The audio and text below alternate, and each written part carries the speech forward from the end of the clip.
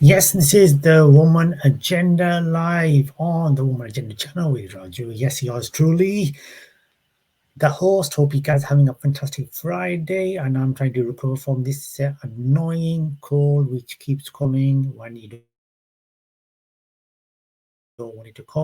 Hope you guys are having a fantastic Friday, and if you broke up for the weekend, hope you guys are gonna have a nice time and having a good one with your loved ones, with your friends, with anyone on there. Yes, this is the special edition weekly show uh, of the Woman Edition. So, special show, and let's kick it off with a bit of football. Um, First of all, if you want to be featured on the podcast, if you want to have a live interview, if you feel like you can contribute, if you want your voice to be heard, get in touch, talentspotlight309 at gmail.com. That's talentspotlight309 at gmail.com. Remember, you guys can add a chat. There's the super chat facility as well, where your chats will be read, and your chats also will be read even after we go off air today. Your chats also will be read. Coming up after this will be the Hollywood special actress edition. Talk about the best Hollywood actresses of yesterday and today. That's going to be up later on today, exclusive to the Woman Edition. If you want to promote yourself, if you want to advertise yourself, advertise your brand, your business, address talentspotlight309 at gmail.com. So let's talk about the first news today, and it is about his football, and it's midfielder Davis signs Bristol City deal. So what's this all about? Let's have a look. So courtesy of fulltime.co.uk. So midfielder Davis signed Bristol City deal until the end of the season. Now Bristol City midfielder Gwen Davis has signed a professional deal with the club until the end of the season, according to reports on the Robins official website. Now, the 22-year-old Welsh international midfielder joined Bristol City this in the summer on a non-contract basis, and she has impressed, had to be handed a permanent deal. Davis has made seven appearances for Bristol City in all competitions so far this season, with three of her outings coming as starts. The youngster has made the step up into elite football after previously turning out for Cardiff City Ladies.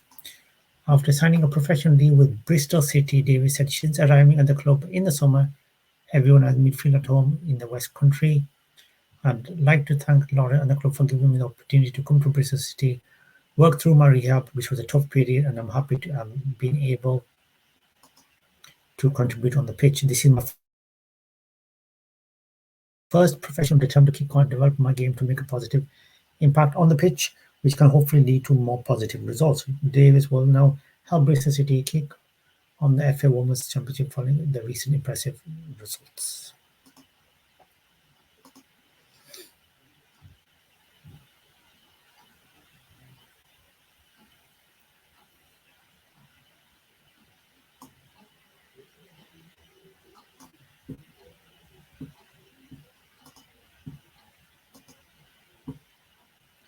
On a bit of a preview, which we are having, it is Leicester City versus Aston Villa, which is happening.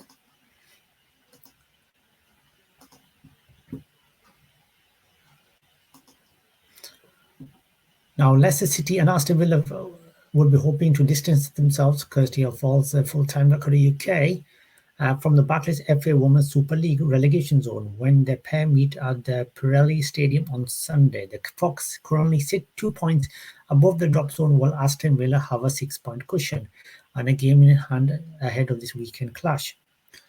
Leicester City manager Lydia Bedford has no new injury concerns to contend with ahead of a side's latest match. Connie Schofield and Paige Bailey Gale have returned to full training following lengthy injuries, while goalkeeper Kirsty Levan forward Lajanti Paul remains a little way away from a return. Aston Villa head coach Carla Ward has made several members of the squad return to training this week after the Villains had to operate with limited squad members against Manchester City last weekend.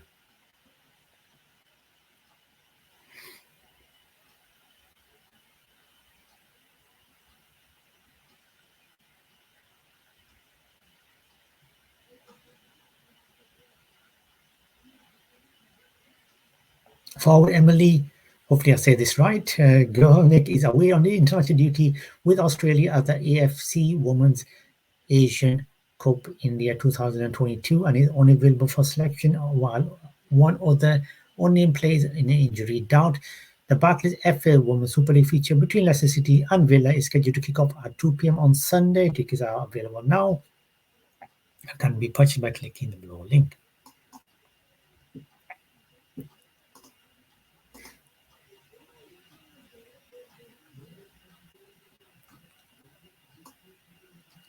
Now, a bit of a news about how high level women succeed. Now, let's have a look at that, which is a very interesting what they're talking about.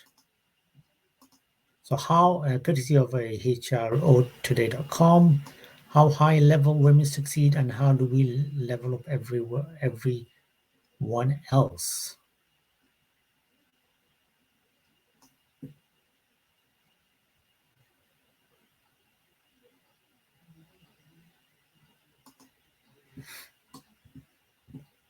And remind me next time to just click on the link. Make sure I get the article correctly because I got it incorrect. So apologies there. I will have to log into the article so I can tell you about the article. So I'm going to do that next time. Apologies there, and then we will talk about that. But moving on, UK Lords vote to make Miss Gunny. So there's a new law in place. The Lords have voted. RT.com have mentioned this to 185 late Monday to introduce an amendment that will make misogyny a hate crime in England and Wales. Now, the House of Lords delivered a blow to the UK government on Monday evening, backing making misogyny a hate crime, despite the Prime Minister rejecting the proposal in October 21. With a significant majority of 242 to 185, the House of Lords backed making misogyny a hate crime, returning the legislation to the House of Commons for MPs to consider the amendment. If misogyny was made a hate crime, judges would be given the ability to hand down harsher punishments to those convicted of prejudice against women.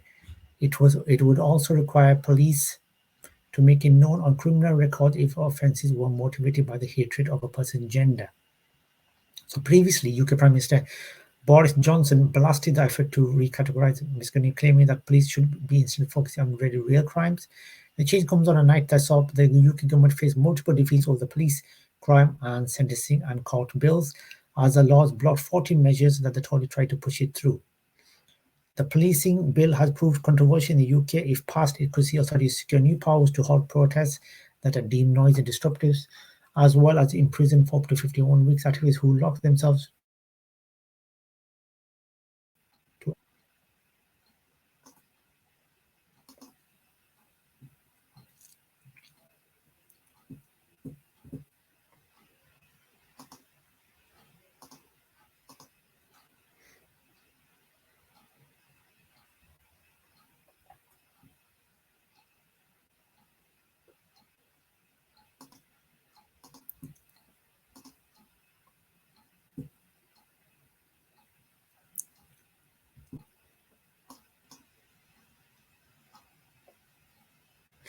And there is another, which I don't have a text for, but I'm going to mention another article which is very interesting, courtesy of phillyvoice.com. So there was a man who sent racist threatening emails to Philly police commissioner, sentenced to 4 years in prison. So Peter Frotters, 40, of Massachusetts, must also serve 3 years of supervised release. Southern Massachusetts man who sent email containing racist, misogynistic threats to a Philadelphia Police Commissioner Danielle Outlaw will spend time behind bars.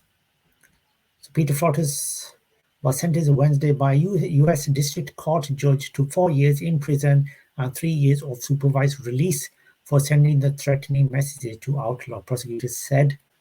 Peter Fortis apparently thought that he could make a violent physical threat with impunity, but today's sentencing proves how wrong he was. Threats to protected speech, and the FBI will continue to work with our partners to hold accountable anyone who crosses the line and commits that criminal acts. And he was arrested nearly 2 years ago after sending a pair of racist threatening emails in June 2020 to Outlaw City email address. According to prosecutors, Fortis asked Outlaw where she lived in one of the messages.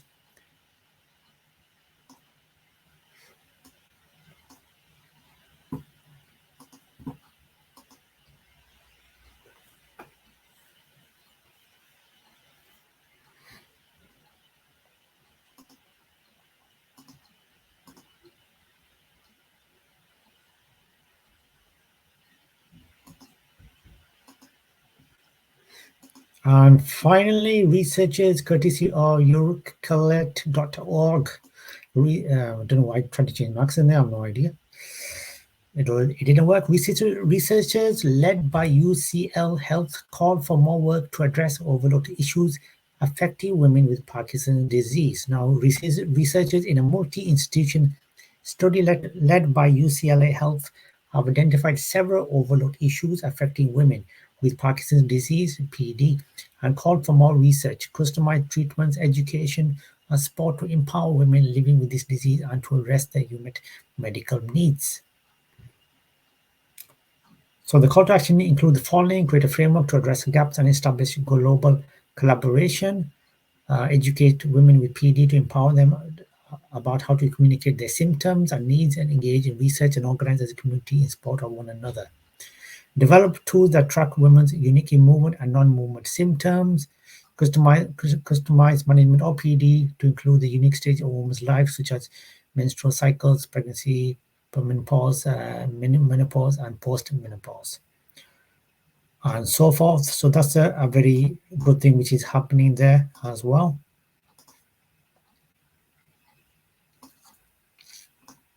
So that's the woman agenda for today, the special edition. I hope you guys liked it.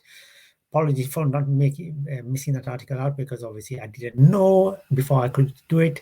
I had to log in on there. There will be some live guests coming up on the Woman Agenda channel very soon. Stay tuned, which I will be mentioning hopefully by this weekend when they will be featured.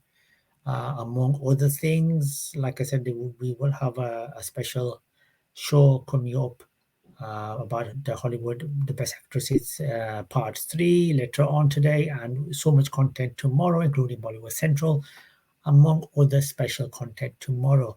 So stay tuned for that. Lots of stuff happening tomorrow as well. And lots of things to look forward to. If you want to get in touch with us on our social media channels, very straightforward. Here is the information. So that's a Twitter, the Raju at Female Spotlight, the Twitter handler. And Facebook is Woman Talent Podcast.